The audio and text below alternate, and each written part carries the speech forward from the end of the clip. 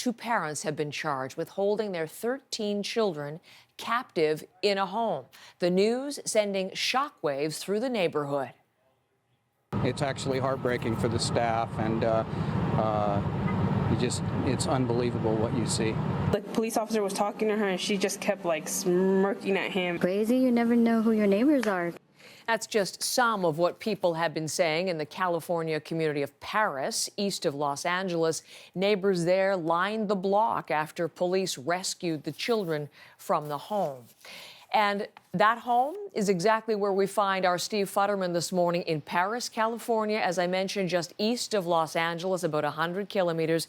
Steve, tell us the latest on the investigation into what happened allegedly in that home behind you.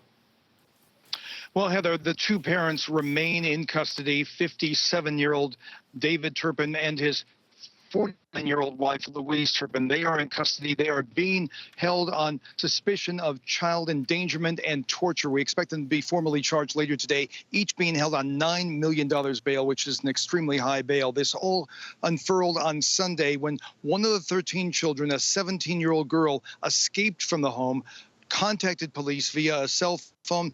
They saw the other children inside, 12 other children, many of them shackled to a bed held by chains or padlocks. And police found them malnourished. They found the conditions here quite filthy. When they got here, the children all said they were starving. Police had to give them food and water. They arrested the parents.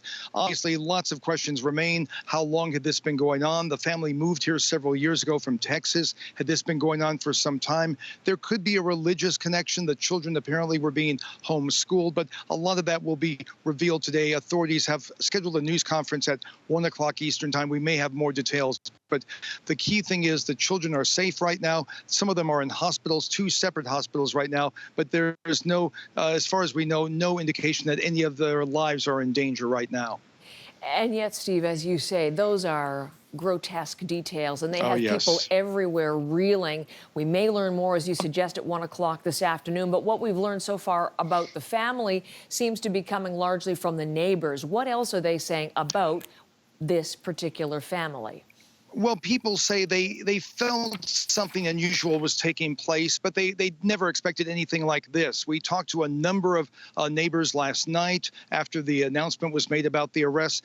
This woman, Kimberly Milligan, talked about the fact that this family seemed very clannish, very didn't connect with other members of the community.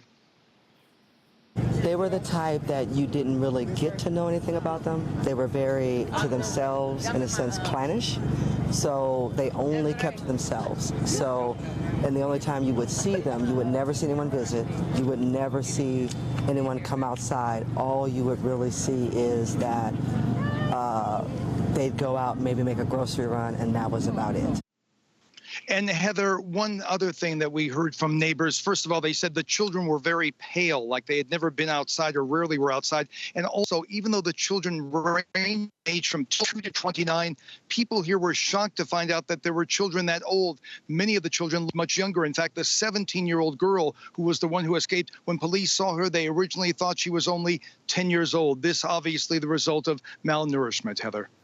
Steve Futterman, what a horrific story. Thank you for bringing it to us. There he is outside the home in Perris, California this morning.